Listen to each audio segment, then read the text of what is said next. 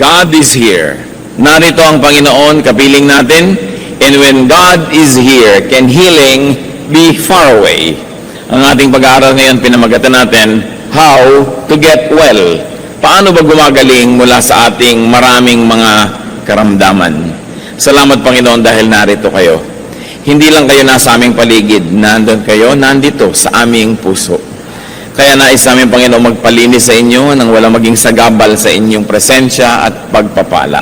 Kaluguran niyo po kami Panginoon, patawarin niyo po kami sa aming mga kasalanan, linisin kami at paging dapating lumapit sa iyong banal na harapan upang kayo'y purihin, dalhan ang aming mga handog ng aming mga offerings, pasalamatan, sayawan, awitan at hingan ng pagpapala. Nawa Panginoon, kayo na aming magulang, kayo na aming creator and sustainer, ay magkaroon ng kagalakan sa aming pagsamba.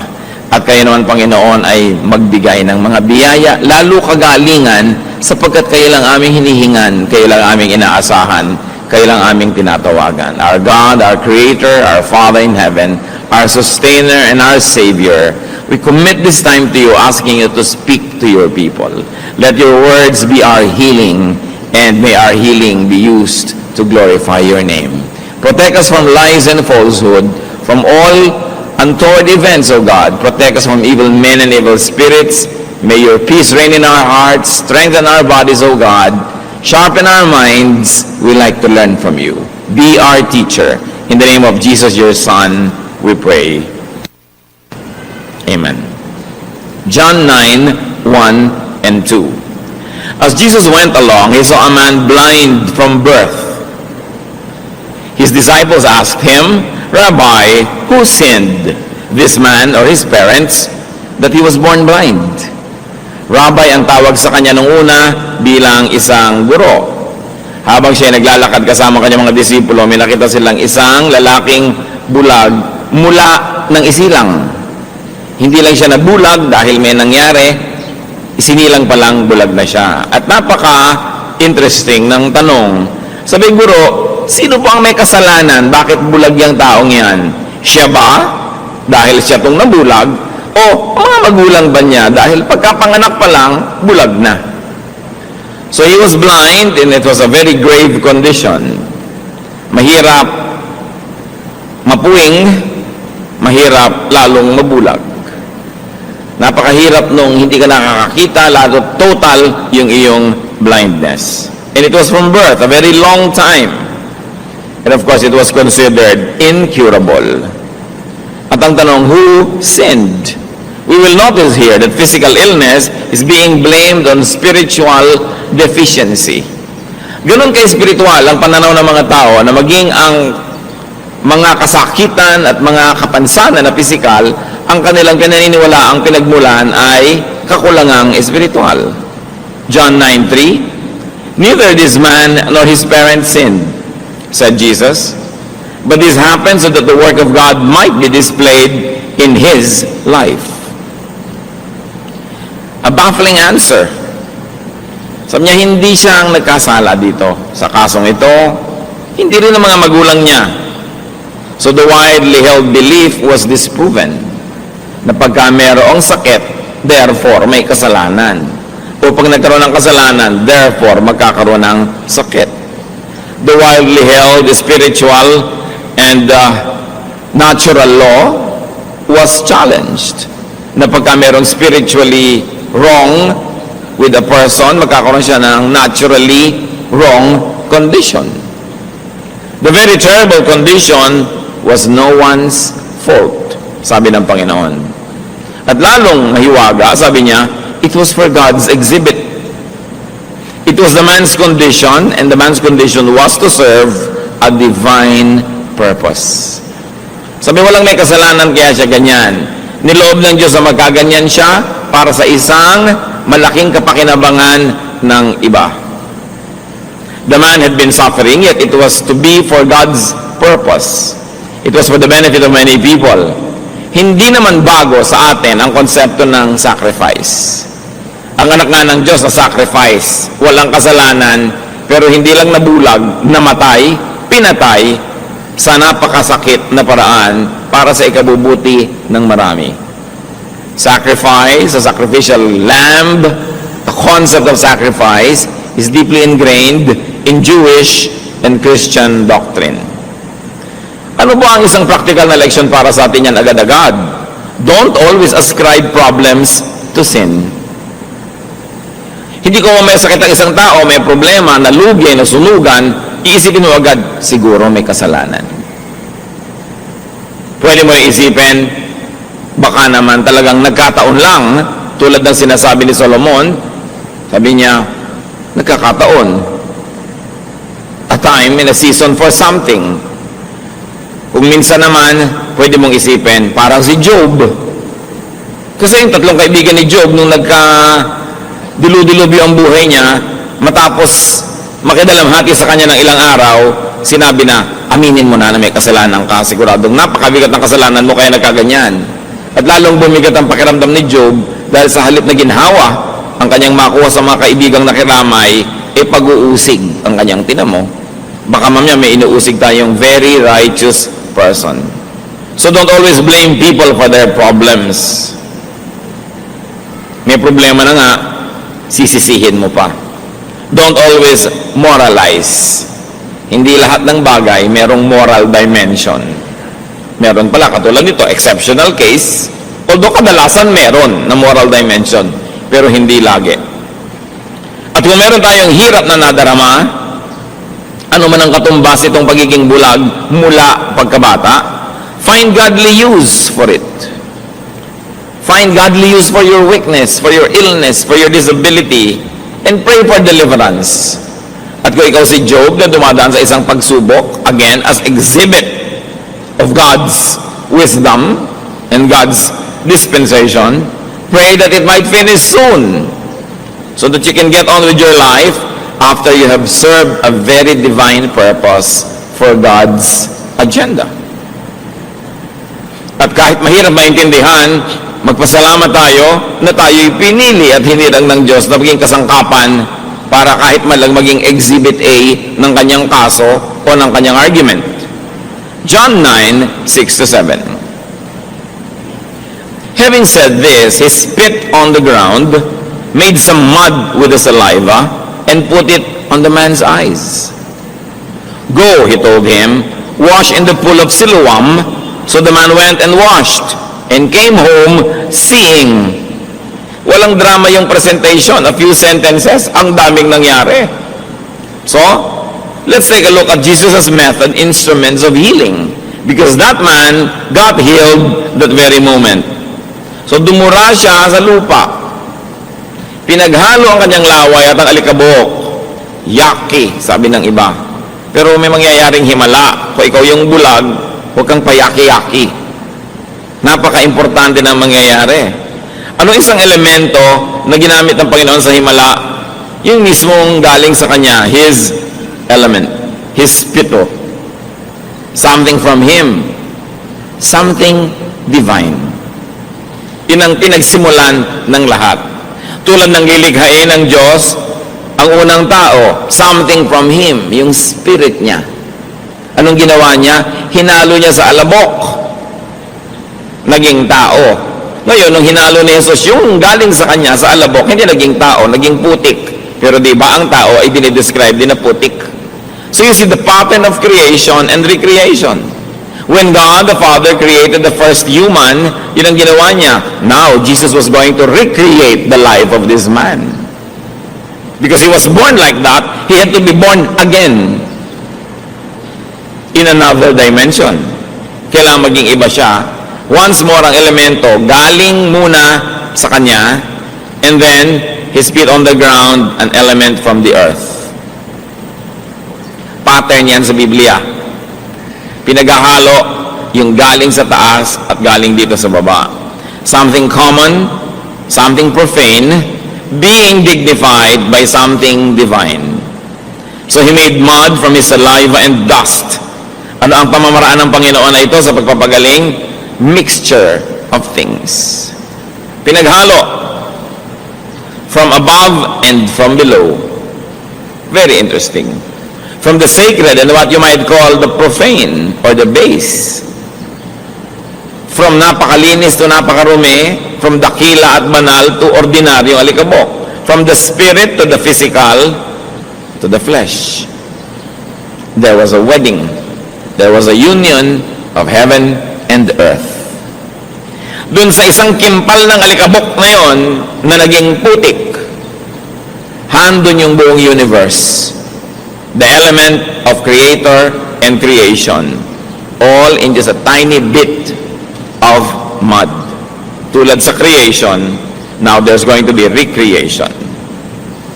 Why did the man need that? Because he, or at least his eyes, had to be remade, recreated, reborn. And what did the Lord do? Anong ginawa niyo doon sa putik? Ikinulapol niya sa mata ng pasyente. Hindi sinabi kung nakapikit ang pasyente nung inilagay ang putik o kung nakadilat. Basta inilagay. So what was the Lord's way? Contact. There was a meeting, a joining together. Napakahalaga ng contact ng human at ng divine, ng flesh at ng spirit, ng earth at ng heaven. Kaya nung ipininta ni Michelangelo ang creation, ang artistic interpretation niya, ang Diyos Ama at ang tao nag-touch ang mga daliri. Something from heaven to something from earth, pinag-join, dun lang nagkaroon ng tao. Kaya yung tao may divine at mayroong profane. May spirit at may katawan, may banal at may putik na magkahalo. And the Bible says that God remembers that we are dust. Kasi kung minsan, ang lagi lamang na inaasahan that we are spirit. Ang taas-taas ng ekspektasyon, and then God remembers that we are dust. Ay, oo nga pala. There is union. At ano bang ginawa ng Panginoon para magkaroon ng kagalingan? He spoke. There was God's word in the brew. May putik, may laway, may salita. Kumbaga yung salita, very spiritual kasi walang katawan, hindi mo nakikita, tulad ng espiritu. Nagsalita siya. Sabi niya, pumunta ka, maglublob ka, lumusong ka doon sa paliguan sa Siloam. Psalm 107 verse 20, He sent forth His word and healed them.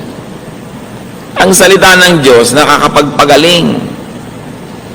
Salita pa lang, naririnig mo pa lang, gumagaling ka na. Kung nakabukas, hindi lang ang iyong tenga, kundi ang iyong isip na pinupuntahan ng tenga mo. Pagpasok mo siyempre sa tenga, shoot agad sa brain. Kailangan nakabukas din yung mind, hindi lang yung ears. So God instructs and commands, go wash in the pool of Siloam. Now, this pool is very interesting. Dito rin pinagaling yung lumpo na pinalusong ng Panginoon. Sabi, bakit hindi ka gumagaling? Hindi po ako makalusong pag nakakauhaw yung tubig. Kasi doon yung pool of Siloam, dati yun na templo ni Asclepius, Greek god of medicine. Alam niyo naman ang Greek culture, very prevalent sa Mediterranean at part niya ng Israel. At ang sibilisasyon na ito, na kinokopya ng Roman civilization, ay nakatanim yung kanyang mga maraming marka sa lahat ng lugar. So there was this temple to Asclepius, the Greek god of medicine. At may tubig doon. Dati nasa labas ito ng lungsod. Pero ang ginawa ni Herod Agrippa, nung pinalaki niya ang lungsod, pinalabas niya yung wall, in-extend niya yung mga pader, napalagay sa loob ng city, yung pool na yun.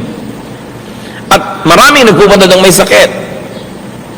Sapagkat paminsan-minsan, biglang kumukulo yung tubig na hindi mainit, parang kinakaukaw, bumubula, parang hinahalo mo.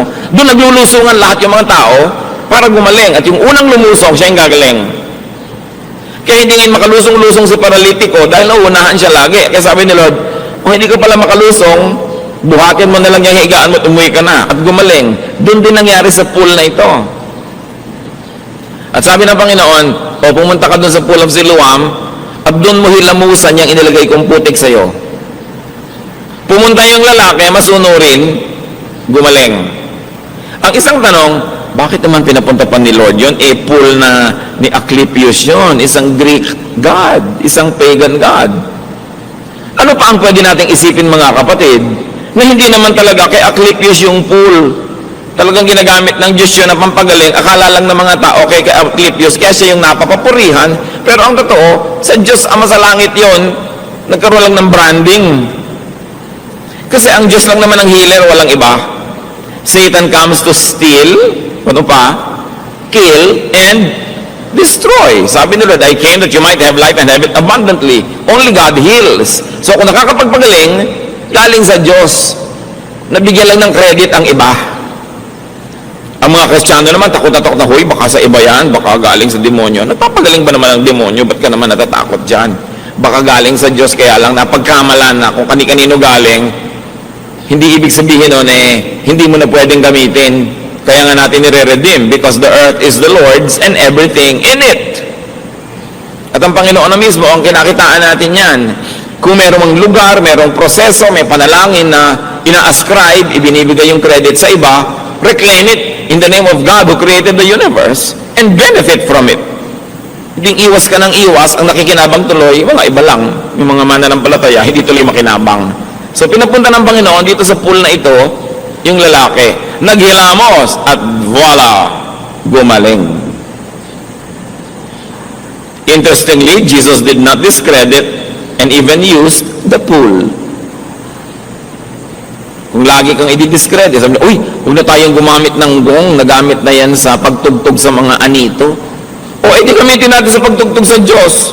Kung nagkaroon ng maling gamit, ituwid natin, pero alam naman di ka na gumamit, kanila na. Ano sila? Kasi swerte.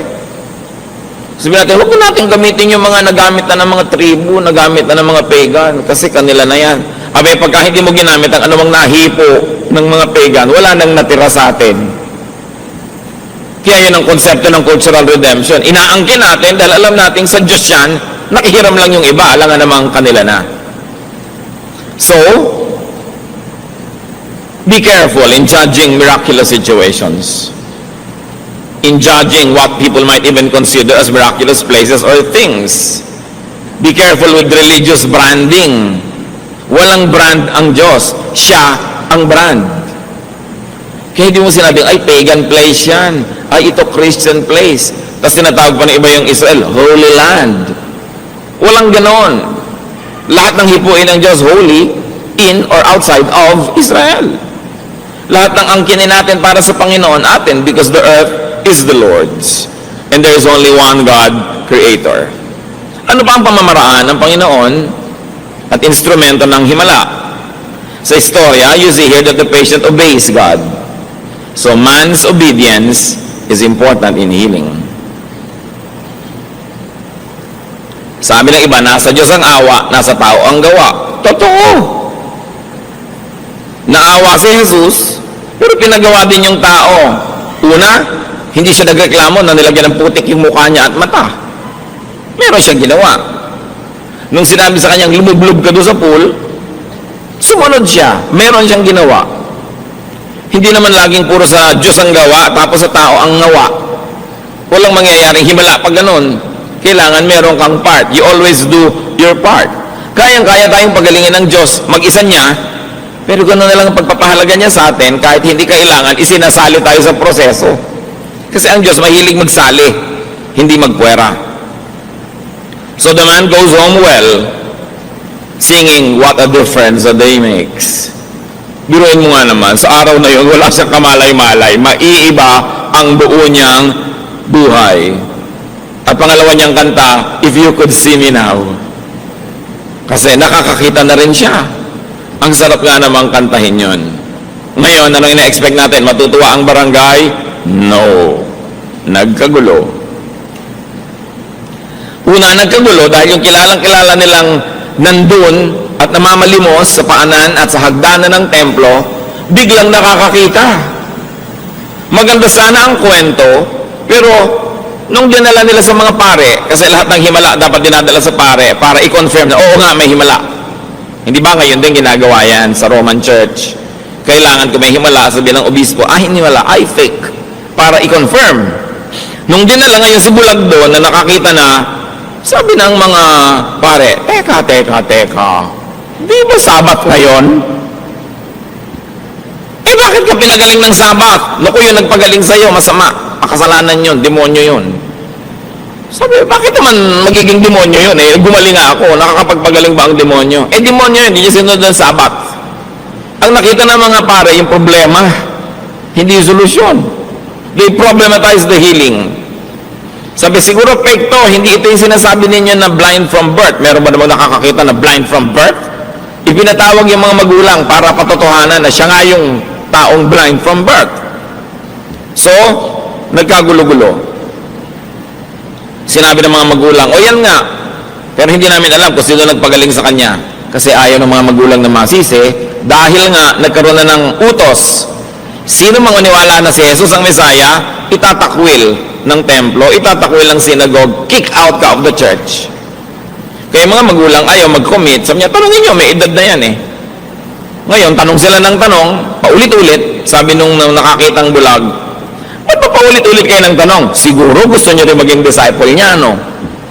Anong gusto nyo maging disciple?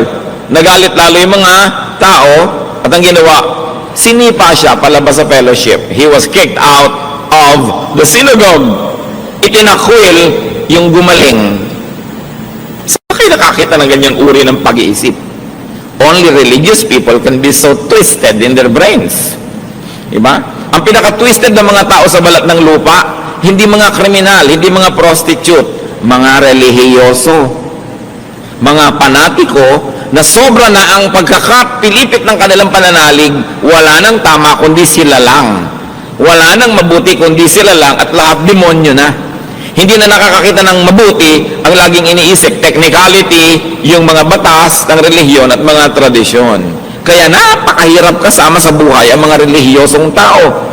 Napakakikitig ng mga utak, ang liit ng mundo at lahat demonyo sa tingin. Huwag niyo akong kontrahin dahil yan ang nasa istorya. Kaya ang Panginoon, inilalabas niya yung mga tao mula sa pagkakabihag ng relihiyon. Kasi nabihag na. Hindi na yung Diyos ang itinuturo, yung tradisyon na, yung mga reglamentos na, mga nakaugalian na. Dumami na ng dumami yung bawal. John 9:35 to 41. Jesus heard that they had thrown him out. And when he found him, he said, do you believe in the Son of Man? Who is he, sir? The man asked. Tell me so that I may believe in him, the man asked. Jesus said, you have now seen him. In fact, he is the one speaking with you. Then the man said, Lord, I believe, and he worshipped him. This is one positive case of to see is to believe. Nakakita talaga siya, nanalig tuloy. Madalas to believe is to see. Pero siya, to see is to believe. Pero ang totoo, meron ang naunang belief. Kasi kung wala naman siyang paniniwala, hindi siya magpapalagay ng putik at hindi siya lulusong doon sa tubig. So may konting pananalig. At yung konti na yon, naging capital niya, sinunod niya, kumilo siya ayon sa konting pananalig at dahil doon, napaghimalaan, nagkaroon ngayon ng malaking pananalig. So it still begins with faith. Jesus said, for judgment I have come into this world, so that the blind will see, and those who see will become blind. Ngayon natin nakita kung bakit sinabi ng Panginoon na yan ay bulag para sa ikaluluwalhati ng Diyos. Kasi may important statement na gustong gawin ng Panginoon, kailangan ng audiovisual aid. Kailangan ng exhibit. Sabi niya, dumating ako, may dalang paghuhukom. Ang mga bulag makakakita at ang mga nakakakita magiging bulag. Sinong tinutukoy niya? Lahat ng mga spiritually blind pero willing to acknowledge their blindness, they will see. Pero yung mga akala nila spiritually magagaling sila, marurunong, maaalam, nakakakita, pero hindi nila kikilalanin si Jesus, sila ang magiging malinaw na bulag. Sabi niya, ang pagdating ko dito ay magbibigay ng mga reversals Magkakapalit-palit ang mga sitwasyon. Ang bulag, tulad mo, makakakita. Not only physically, but also spiritually. Kasi nakita nyo, hindi lang nakakita yung tao physically, nakita niya yung katotohanan kung sino si Jesus. Naniwala siya. At sabi niya, yung mga dilat, mga mulat, iyon ang mabubulag. Kasi ang yabang-yabang nila, akala nila, alam na nila, hindi na sila willing magpaturo, ayaw na nilang magbago ng isip. Maraming ganyan, ha, mga spiritually blind. Kasi akala nila, they see. Binubuksan mo pala yung Bible, huwag mo nang buksan yan, ha? Ayoko, hindi na ako magpapalit ng paniniwala. Ayoko na. Nakasara. Kasi akala nila, alam na nila. Yun ang tinutukoy ni Jesus. Yun ang makikita niyong bulag talaga. So the exhibit was clear, the message was crystal clear. And now we see God's purpose in the blindness of this man. Some Pharisees who were with him heard him say this and asked, "What? Are we blind too?" Jesus said, "If you were blind, you would not be guilty of sin. But now that you claim to see, your guilt remains." Makabuluhang mga pangungusap. Sabi ng mga nakikinig, bakit? Kami ba tinutukoy mo? Kami ba ang pinaparinggan mo? Parang may gusto ka yatang tumbukin. Ibig mo sabihin, bulag kami? At yung bulag na yan ang nakakakita? Hindi kami bulag, ha? Nakakakita kami. Ang linaw. Marunong kami, aral kami, bihasa kami. Sabi ng Panginoon, dahil sinasabi nyo ngayon na bihasa kayo at marunong kayo, then you will be held accountable. You will be held liable to judgment. Kung sana sinabi niyong mangmang kayo, nagkamali kayo dahil sa kamangmangan, you will not be declared guilty. Pero sinasabi niyong marunong kayo, pangatawanan nyo yan. Malaki ang ibabayad nyo kasi nagkakaroon kayo ng willful disobedience. Kahit sa court of law, syempre, iba naman yung homicide, iba yung murder. Iba yung inisip mo 3 weeks ago, napapatayin mo yung tao, at iba yung nagulat ka, bigla mo siyang tinusok ng thumbtacks na matay. Diba? So, iba yung murder, iba yung homicide, iba ang pataw na parusa. Ngayon, iba yung spiritually, mangmang ka kasi, kaya kung ano na pinagagagawa mo, at inaamin mo namang mangmang ka, kasi yung ang runong-runong mo, ayaw mo nang makinig, you will be held accountable for everything. This is a case where ignorance is really an excuse. No? And this is where a case where knowledge means condemnation. So what else is the method and element of the Lord? So, nagkita muli sila. Style ng Panginoon yun papagalingin ka tapos mawawala siya. At paglibos mo nang naunawa yung kahulugan ng pagpapagaling mo, magpapakita siya uli sa'yo. He gives you time to process what happened to you. So Jesus revealed Himself more to the healed patient. Nakita muli sila. And what is God's style here? The Lord's style? More and progressive revelation. Hindi naman nagpapakilala ang Diyos sa isang iglap. Ting! Tapos kilala mo na buong buo. Dahan-dahan.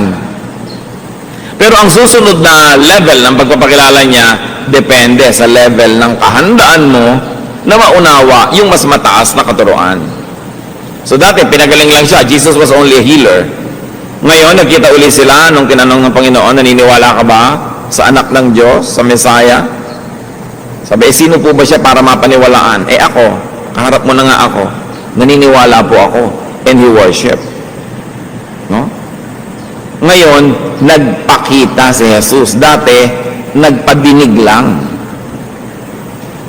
Faith comes from hearing. Yung bulag, nadinig niya ang utos ni Jesus, sumunod siya at dahil doon nakakita siya. Nakinig muna bago mamulat. Sumunod muna sa nadinig bago lubos na nakita si Jesus. And so the miracle only served as a catalyst, as a beginning, as opening for more blessings, for the greater sight, and that is to know Jesus as the Messiah, as the Lord. Hindi yung napaghimalaan ka na ng Diyos, hindi ka na uli sumipot dahil napaghimalaan ka na, nakuha mo na yung gusto mo. Yung pala may kasunod pa at mas mataas na uri ng mga pagpapakilala, hindi mo na-avail. But this man was able to get the additional blessings. Those that believe will see. 2 Corinthians 5:7, we live by faith, not by sight. Sa pananalig, hindi lang sa nakikita. Hindi lang sa naaabot ng isip at ng reason. So the recipient of blessing gets to know and then worships Jesus. And this is a great element of the Lord's touch, worship. Worship by the beneficiary seals the transaction and the healing. Yung babaeng dinudugo na gumaling dahil palihim niyang hinawakan ng laylayan ng damit ng Panginoon, hindi pumayag ang Panginoong Hesus na gano'n na lang. Sabi niya, sino humipo sa damit ko? Naramdaman ko, may kapangyarihang lumabas sa akin. Lumipat doon sa babae. May contact na naman, nakita ninyo. Laging may contact. Sabi ng mga disciples niya, ang dami-daming tao, paano naman natin malalaman ang dami naman humihipo sa inyo. Pero nakilala ng Panginoon yung hipo na may pananalig kaysa sa hipo na uzi lang. So yung babae, inamin, ako po, patawarin niyo po ako. At lumuhod siya sa harap ni Jesus, nag-worship. Yung worship na yon, tulad ng worship ng ginawa nitong bulag na nakakita, naging seal, selyo, guarantee na hindi na mababawi ang himala. Sabi ng Lord kay babae, sige, umuwi ka na, galing ka na. Ang totoo, kanina pa galing, pero na ibig sabihin galing ka na, nakita natin, talagang galing ka na. Na seal. Kung kayo napaghimalaan ng Panginoon, hinipo, pinagpala, pinagaling, aba dapat, worship ang ending nun. Hindi lang thank you, worship talaga. Because, kumbaga, doon kayo nagkapirmahan ng kontrata ng Diyos. Signed, sealed, delivered ang usapan. Kailangan ng ending talaga worship. Worship, of course, doesn't only mean attending a formal event, but righteous living. Yung paralytic na pinagaling ng Panginoon, nung makita niya nung susunod na mga araw, sabi niya sa John 5:14, see, you are well again. Stop sinning, or something worse may happen to you. Yun, na paralitiko dahil sa kasalanan. Kaya sabi ng Panginoon, kita mo na, galing ka na. Huwag ka nang babalik sa kasalanan mo at malamang na mas masahol pa sa dati mong sakit ang dumapo sa'yo. Pero nandun siya, sa sila nagkita sa temple, nag-worship. Ganun talaga dapat. Pag tumatanggap ka ng pagpapala, sasamba ka. Pagsambang formal, attending temple, and pagsambang lifestyle, righteous living. Ano-ano mga application ang pwede nating mapala dyan? That blindness and illness and weaknesses can be great projection screens of and openings to experience God's power. Kung meron kayong weakness, sakit, problema, pag pinayagan nyo ang Panginoon mag-project ng mensahe doon, mababasa ng mundo ang mensahe niya, magagamit sa mabuti ang inyong pagkakasakit, at pag nagamit na sa mabuti, kagaling na kayo. Katulad ng pilay na pinalakad, yung kanyang pagkapilay ang nagpaliwanag sa tao kung sino si Jesus. Katulad ng alak na naubos, problema, dahil naubos yun, nakilala ko sino si Jesus, naghimala siya. Itong taong bulag, dahil siya'y bulag, nabigyan tuloy ng paningin, nakilala si Jesus. Kung dati ka nang nakakakita, di walang makikita na ginawa sa'yo ang Panginoon. Kaya kadalasan, mas maganda yung mga patotoo ng mga taong galing talaga sa pinakamadilim at pinakamaruruming pusali. Kasi nakita kung paano sila nalinis. It is about turning a disadvantage into an advantage. Kaya sabi ni Paul, alam nyo, ang dami kong kapintasan, ang dami kong problema, ang dami kong paghihirap, pero lahat ng yan, ginagamit kong screen para makita ang luwalhati ng Diyos. Na kahit wala akong pera, kumakain ako, kahit ako pinapatay nila, buhay pa ako. Ayan, sinong nakikita? Ang kilos ng Diyos. Turn your lives, especially your problems and weaknesses, into screens by which God could project His power, His holiness, His love, and many people will see it as you experience it. Kaya ang sabi ni Paul sa 2 Corinthians 12:10, for when I am weak, then I am strong. Kasi kung kulang ako, di pupunuin ako ng Lord, yung kakulangan ko, yun ang kapunuan ko. Kung saan ako mahina, papalakasin niya ako, di yung hina ako, magiging lakas. Pero yung lakas ko na ipinagyayabang ko na, hindi na pupunuin ng Diyos kasi pinagyayabang ko na, Iniisip ko, puno na, ba't pa niya dadagdagan? Yun ngayon na magiging kakulangan ko. Kaya ina-acknowledge natin kahinaan, magiging lakas, at yung pinagyayabang nating lakas, magiging kahinaan. Kasi sa sarili na tayo sumasamba. Pag pinansin natin yung tao, wala tayong nakitang pait sa kanyang ugali o attitude. Wala. Although blind from birth. Yung iba, may kapansanan, may kakulangan, may bitterness. Ba't kaya ako pinanganak na kulot? Hindi tuloy ako makuhang model ng shampoo. Diba? Pwede ka naman maging model ng panghuli ng insekto. Kasi pag may pumasok ka sa lagubag sa ulo mo, di na makakalabas. Wala pa lang ng ganung produkto, kaya hindi ka pa lang nagiging model. No? Maghintay ka lang. Meron mga taong, ba't ako pinanganak na mahirap? Ba't ako pinanganak na ganito? Ba't ako maraming peklat? Bakit ako ganito? Ba't ako ganon? Tapos bitterness ang laman ng puso. Envy, inggit doon sa kanyang hinahangaan. At pagka naiinggit ka, ang kasunod, mamimintas ka. 99.99 ng pamimintas ay galing sa inggit. Ang mga pintasera, inggitera. Kasi kung hindi ka naiinggit, ba't ka namimintas? Ang totoo, dapat ka maawa. Ba't mo pinipintasan? To make yourself feel good.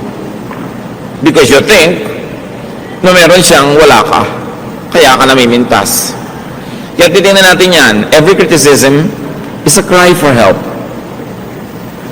When you gossip, when you criticize, what you're really saying is, I am so insufficient inside of me. Kulang na kulang ako, salat na salat, dukhang-dukha. Kaya ito ngayon, pinuputol ko lahat ang ulo ng matatangkad para ako maging matangkad. Pinuputol na ako ang dumi nila para magmukha akong mas malinis. Kaya yung criticism, bitterness, dapat alisin sa buhay.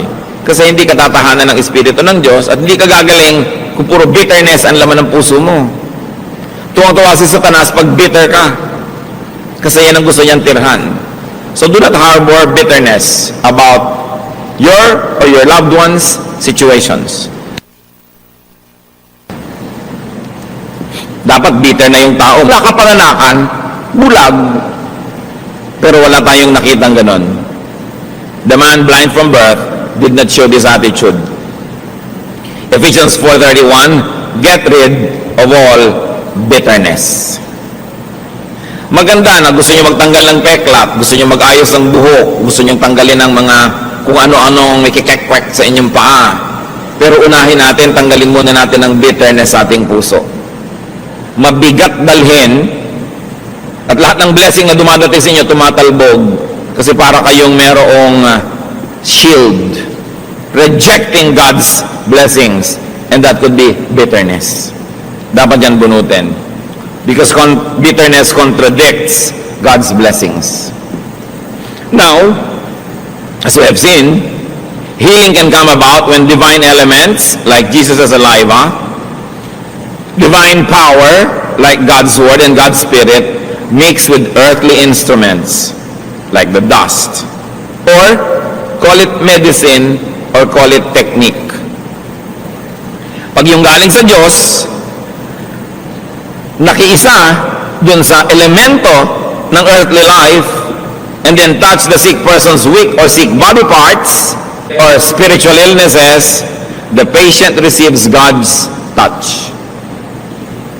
The patient hears and obeys God's prescriptions and commands. Nagkakaroon ng healing pag yung power ng Diyos ay nakakapartner ng ating kahinaan. Pagka yung kanyang pag-ibig nakakapartner ng ating pangangailangan.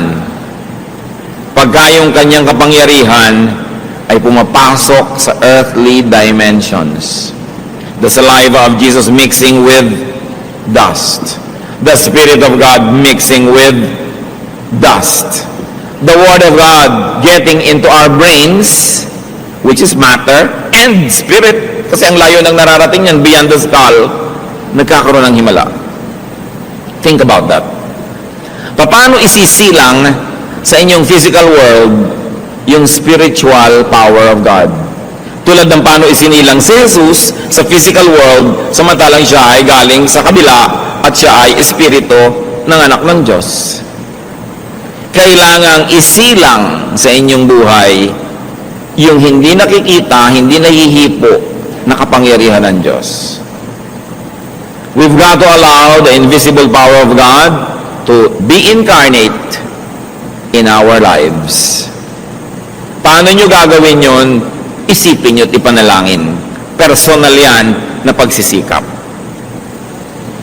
Ngayon may tanong. Bakit daw ang daming naboborn again, nagba-Bible study, lumalapit sa Diyos, kasi lang may problema?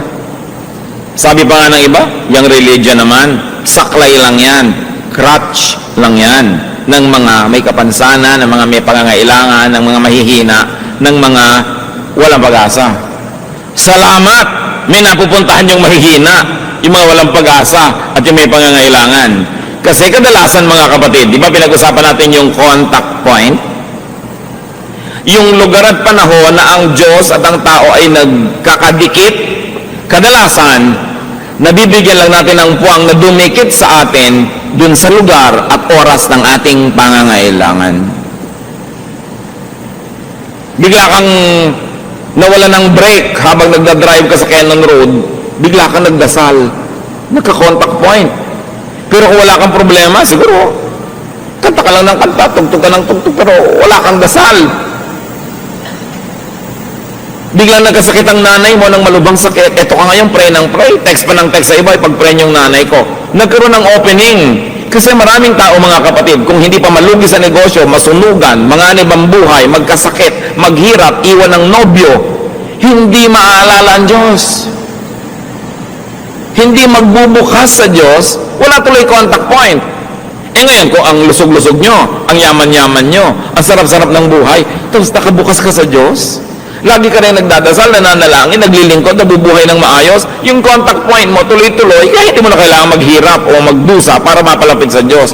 Pero higit maraming tao, naalala ang Diyos dahil humina o nangailangan. Contact point. Ang contact point ng mama na to, yung blindness. Yung iba, yung paralysis. Yung iba, yung gutom na gutom, pinakain ni Lord, nagkaroon ng contact point.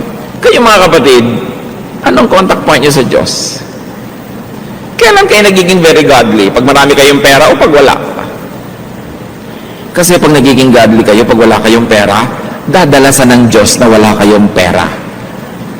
Diba? Sabi, ang lapit-lapit ng anak ko na ito sa akin pagka walang makakain. Bigyan ko nga ito ng hanggang pinipig lang ng mga pagkain araw-araw para laging lumapit kasi miss ko na siya. Gusto ko siya laging kasama. Pero kung ang lapit-lapit nyo sa Diyos sa oras ng inyong kalakasan, ang lakas-lakas nyo, naglilingkod kayo, sabi nyo, lalo ko itong papalakasin kasi yun ang contact point. Kaya kung busy kayo, walang contact point kasi nawawala ang Diyos sa schedule nyo, anong ginagawa ni Satanas? Lagi kang ginagawang busy para talagang hindi ka na makakontak. Pero kung busy ka na, iaagaw mo ang Panginoon, sabi ni Lord, ba, I will always bless yung business niya, magiging fruitful. Kasi hindi naman ako napupwera sa agenda niya kahit busy siya. Kung ang dami-dami mong pera, laging kasama ang Diyos sa plano, sa budget, kasama, malalong dadamihan ni Lord. Sabi niya, hindi siya nabubulag ng pera, hindi na ilalayo sa akin, inilalapit pa nga, damihan ko nga. Alam niyo, kung gusto tayong pagpalain ng Diyos, wala namang makakapigil. Eh kung ayaw kayong pagpalain, wala rin makakapilit, kasi Diyos siya. Kaya yung iba na pinipinta sila, simba naman kayo ng simba, kasi lang weak ang karakter nyo. Yun yung blind, na ina-accept ang blindness niya, yun ang makakakita. Pero yung ayaw sabihin, hindi ako weak, hindi ko kailangan yan, yun ang mananatiling blind. As we have seen very clearly in the story. No? Because of their weakness, when people surrender their weakness to God, that becomes the contact point. Huwag na natin antayin lagi tayo maging weak para kumontak. Pero kung weak na, we know that we have hope. Kaya inaawit-awit natin, God is here. Let the weak say, I am strong. Let the sick say, I am well, because God is here. Pero meron bang contact point? Meron bang opening? Kadalasan, ang nagiging opening, halimbawa, pumatay ka na isang Bible study, may nadinig ka isang kanta, o may nadinig kang mensahe, pumasok talaga sa isip mo, hindi lang sa tenga, nagka-contact point. Kaya mahalaga, nagba-Bible study, nakikinig, because faith comes from hearing. Now, healing should reveal Jesus and should reveal God the Father. Healing should let the recipient know God more. Healing should lead to worship. What could be your loved one's illness? May mahal ba tayo sa buhay na mayroong physical, mental, emotional, or spiritual illness? O tayo ba meron? Huwag niyong hayaan yon na ipanghina ng loob niyo. Turn it into a blessing. Turn it into an empty screen ready to project God's light. Meron ba tayong mga kabiguan? Huwag yung sobrang ikalungkot. Use it as a contact point with God. Surrender your sorrows, your failures, your weaknesses to God. At tulad nung daliri ng Diyos Ama, artistically represented in this painting by Michelangelo, to match, humipo, dumikit sa dulo ng daliri ni Adan at nagkaroon ng power exchange. Lumipat kay Adan, lumipat sa tao ang Espiritu ng Diyos. Let the Spirit of God mix with and empower any appropriate, available, and useful instrument to touch you. Tulad noon, putik. Kung maselan yung bulag, ayoko niyan, putik. Wala bang baking soda? Di ba? Baking soda na lang para medyo acceptable. Bakit naman putik? Sa'yo nang pinili ng Diyos para ka i-bless eh. Ngayon, kung pinipili ng Diyos na i-bless, isang dating maruming tao na ngayon ay nagpapatotoo sa iyo at gusto kang dalhin sa Panginoon, gusto mo, hoy, tingnan mo nga ang record mo bago ka magsalita sa akin. Hindi ka mabe-bless. Minsan gusto kang i-bless ng Panginoon sa isang pastor na walang pustiso. Hirap na hirap mag-pronounce lahat ng PF kasi walang ngipin. Ayoko makinig dyan. Tumatalsik ang laway, etc., etc. Kung doon ka i-bless, ang selan-selan mo. Merong mga taong ayoko sa pastor na yan, hindi ko gusto ang hairstyle niya, hindi ko gusto ang blah blah blah. Sino ba naman ang tao may gusto doon sa putik? Kung yung ba ang gagamitin ng Panginoon, i-welcome nyo at siguradong magiging blessing. Marami tayong tinatanggihan dahil sa ating mga kaartehan. Maybe a teaching or a teacher. Kung minsan ayaw mo ng teaching, wala ka namang makikitang teacher sa mundo na 100% ng ituturo, gusto mong marinig eh. Ang tatanong mo lang sa sarili mo, pag nadidig ko ba ito, nagbabago ba yung buhay ko? Do I become a better person? Do I become godlier? At kung yun ang nagiging effect, general effect, hindi ko napapansin yung mga maliliit na effect that bothers me. Wala namang 100% nagkakasundo. Minsan ayaw mo nung teacher, ayaw mo nung teaching, ayaw mo nung situation. Meron pang ayoko mag-host ng Bible study sa bahay kasi matagal na silang nakaalis, naglilinis pa ako.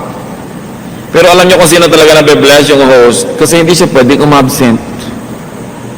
Kung minsan kailangan inoobliga mo sarili mo kasi kung binibigyan mo yung sarili mo ng ang daming leeway, ang daming kaluwagan, ginagamit mo yung luwag para lumayo, nawawala yung contact point. Yung mga dapat yung laging late sa church, lumibigay yung susi, ikaw magbukas. Para talagang bumangon ng maaga. Maraming beses mga kapatid, dapat natin pilitin ang sarili natin para magka-contact point.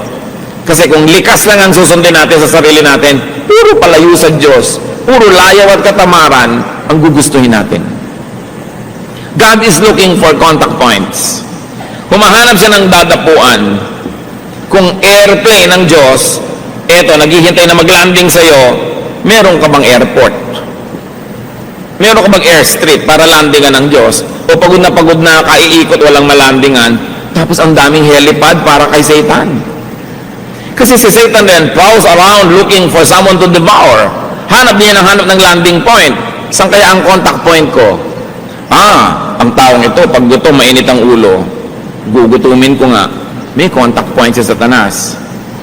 Ang taong ito, pagka mataas ang sugar, ganito ang mangyayari sa kanya. So, huwag mong pataasin para huwag magkaroon ng contact point si Satan. Diba? Ang lalaking ito, pagka nakakakita ng nakaminis ka, talagang nauulol. O di, huwag kang tumingin para hindi ka maulol kasi contact point. Pero contact point ng temptation. Tatandaan natin, ang Diyos at si Satanas, parehong naghahanap ng malalandingan. Tingnan mong sarili mo kung kanino ka hospitable. Sa mga lifestyle, sa ginagawa natin, sinong gusto natin mag-landing? Madali yun malaman. Ingatan. Linisin natin ating mga sarili para tayo daluyan ng pagpapala ng Diyos. Tulad nung taong nakakita, dahil sa patotoo niya, marami siyang madadala sa Panginoon. 2 Timothy 2:21, if a man cleanses himself, he will be an instrument for noble purposes. Made holy, useful to the master, and prepared to do any good work. Now, kahit tayo marumi, nagagamit tayo ng Diyos kung gusto niya tayong gamitin. Kaya mga ibang worker, nalilibang, sabi lang, meron naman akong kasalanan, pero effective pa rin akong singer eh. Kahit may kasalanan ako, effective pa rin akong dancer. Effective pa rin akong teacher o preacher. Akala nila ngayon, pwede nang pagsamahin yung dalawa. Up to a point, pinapayagan ng Diyos, kung gusto niyang payagan, at kung gusto kanyang gamitin. Pero itong tanong, mga kapatid, kung sa ating mga karumihan, nagagamit tayo ng Panginoon, ano pa kayang paggamit ang gagawin niya sa ating kalinisan? Kung pinagtsatsagaan ka ng Diyos na gamitin sa ating mga kapintasan, ano pa kaya kung isa-isa nating inaalis yan at nagiging katangian, hindi lalo ang magiging paggamit sa atin ng Diyos. So huwag kayong makontentong ginagamit na lang kayo kung pwede namang mas magamit pa at mas makapagbigay pa tayo ng luwalhati. Napakahalaga. Hear God's Word and complete the process of healing by having contact with God's instruments, by hearing God's Word, and obeying God's prescription. Hindi sapat na nilagyan ng putik yung mata niya. Nagsalita si Lord, nakinig siya, may inutos si Lord, lumubog ka sa pool, ginawa niya. Naririnig niyo ang salita ng Diyos. May contact point tayo sa salita ng Diyos. Anong inuutos sa inyo individually at sa akin? Pag ginawa pa lang natin yon, doon nakukumpleto yung cycle. Makinig sa salita ng Diyos. Yung salita man ay pangako, utos, itinutuwid tayo, palo, o comfort, lahat yon dapat pakinggan. Psalm 119 verse 28, my soul is weary with sorrow, strengthen me according to your word. Ang linaw. At sabi sa Psalm 119:67, before I was afflicted, I went astray, but now I obey your word. Isa pang mahalaga na ginawa ng bulag na ito, na malimos siya sa pintuan ng templo. Nakita tuloy ni Jesus. Marami pong mga mayayaman, technically are beggars by the temple door. Bakit? Marami tayong na-encounter na ministry ni Lord, pinagaling niya, pulubi, pero mayaman. May mga tagabuhat, may mga nag-aasikaso. Kasi nung araw, kung may sakit ka, mayaman ka't mahirap, dinadala ka sa mga pintuan ng templo o sa mga daan na patungo sa templo. Bakit? Pinaniniwalaan ng mga tao noong unang panahon na kung ikaw ay nasa paanan ng templo o sa pintuan ng templo, darating at darating at darating yung panahon na may pupunta sa templong isang banal na tao na makikita ang iyong kalagayan at mapapayuhan ka o mabibigyan ka ng lunas. Kaya mayamat mahirap na mamalimos doon sa may templo. Hindi lang pera ang hinihinging limos, kundi runong ng maaring dumaan na isang pantas. So paano gumagaling ang mga tao? Pagpapakumbaba, pagtanggap ng iyong pangangailangan at paglalagay sa sarili mo doon sa pwede kang madaanan ng pwedeng magpayo, available ka kasi. So kung meron tayo mga pangangailangan, do not hesitate to beg whatever it means in your life. To be at the temple steps and door, and to let the holy man touch you and prescribe healing. Kung sino man yung gamitin na yun ng Diyos, makapagpayo sa iyo, makapanalangin para sa iyo, yun yung equivalent ng mga holy men of the past. Meron kayong kamag-anak, mahal sa buhay, na nangangailangan ng healing ng Diyos, bring that loved one at the temple door. Ilapit nyo kung saan maaaring siya ay makatanggap ng pagpapalang espiritual. And when you receive blessings, give glory to God. Worship like that man. So merong stages yung buhay ng tao. Bulag, nangangailangan ng pagpapagaling, nagkaroon ng encounter with Jesus, nilagyan ng putik, pero hindi pa tapos yun, pinapunta pa doon sa tubig, naghilamos doon, pagkatapos gumaling, pagkatapos nagkaroon ng problema dahil sa kanyang paggaling, pero nanindigan siya para kay Jesus, at ang ending, pumunta siya sa temple to worship, muli niyang na-encounter si Lord at nagpakilala ng lubos sa kanya at siya'y sumamba ng totoo, na seal yung pagpapagaling. Ang tanong, kung tayo po yung bulag na taong yon, nasang stage kayo ngayon? Bulag pa ba? Kinakausap na ba? Nalagyan naman ng putik pero hindi pa sumusunod doon sa tubig? Naghilamos na ba't nakakita? Tapos ngayon nagkaroon ng problema. Maraming ganyan. Pag napalapit kayo sa Diyos, ang kakaproblema kayo, magagalit yung mga kamag-anak nyo, magagalit yung mga kung sino-sino. Pero naninindigan na ba? At nagwo-worship na ba? At lalong nakikilala ang Panginoon. Ang totoo, tayo yung blind man sa kwento. Kasi kung hindi tayo yun, ba't pa tayo nagbabasa? Para ano? Para maaliw? God's Word is here because it is for our healing. And unless you assume the position of the patient, God cannot be your healer. Maliban na lang gusto nyo kayo yung healer sa kwento. Masyadong matayog na ambisyon. Tayo yung pasyente. Ano ang relevance ng kwentong ito sa ating lahat? Naman namin sa langit. Salamat sapagkat sa mga ganito mga kasaysayan, na bagamat totoo, literal na nangyari, may pakinabang kami dahil meron din itong symbolic value. Ipakita nyo sa amin kung anong kalagayan namin in relation to that blind man. Kumisan, kami naman yung mga kontrabidang Pharisees. Kumisan, kami yung mga magulang na ayaw managot. Kumisan, kami yung putik. Na bagamat putik kami at marumi, hinahaluan nyo, Lord, ng inyong blessing, ng inyong anointing, ng inyong matatawag na saliva. At dahil kahit kami putik, sinaluan ng inyong banal na elemento, nagiging instrumento naman kami para magpagaling din sa iba. Salamat po. Dahil kahit may kakulangan kami, kapintasan, may nabe-bless din sa aming mga ministries. May nagagawa rin kayong mabuti sa pamamagitan namin. Turuan nyo kaming maging faithful na putik, na kahit putik, may laway nyo naman so magagamit sa magagandang mga adhikain. Teach us, O Lord, not to be hindered by our limitations, by our past, by our shortcomings, but allow us and teach us and remind us to always rely on that saliva that comes from you that gives us value kahit putik kami. At sa pagtingin namin sa aming kapwa, nawa huwag lang yung putik na bahagi na lang makita namin yung spirito nyo na nananahan din sa Kanya. Matuto kaming gumalang, magpahalaga sa aming kapwa, at maging bukas din kami sa kanilang mga paglilingkod, ministrations at pagpapagaling dahil instrumento mo rin sila to bless us. Turuan mo kami, Lord, kung anong personal yung mensahe sa amin sa kwentong ito. Magbulay-bulay tayo sumandali, manatiling nakayuko, nag-iisip, tumatanggap ng mga bulong ng Espiritu ng Diyos.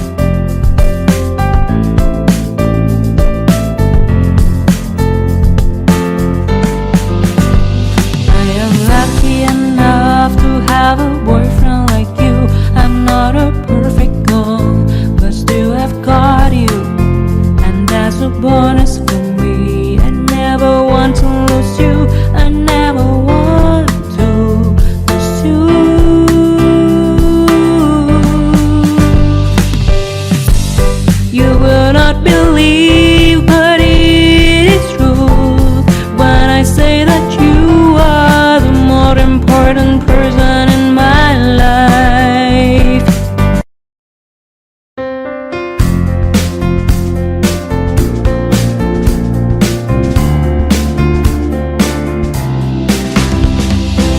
Every little thing related to you make me smile.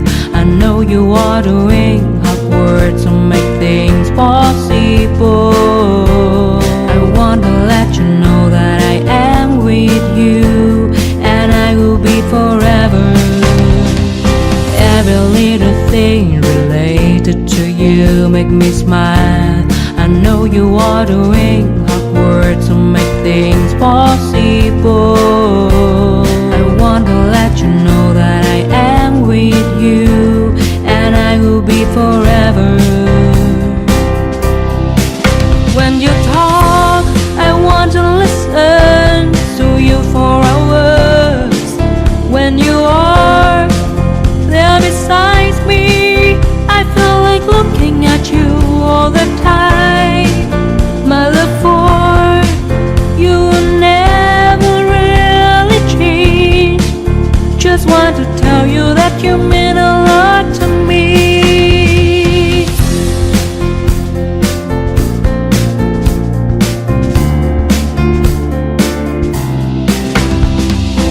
Every little thing related to you make me smile. I know you are doing hard work to make things possible. I want to let you know that I am with you, and I will be forever. Every little thing related to you.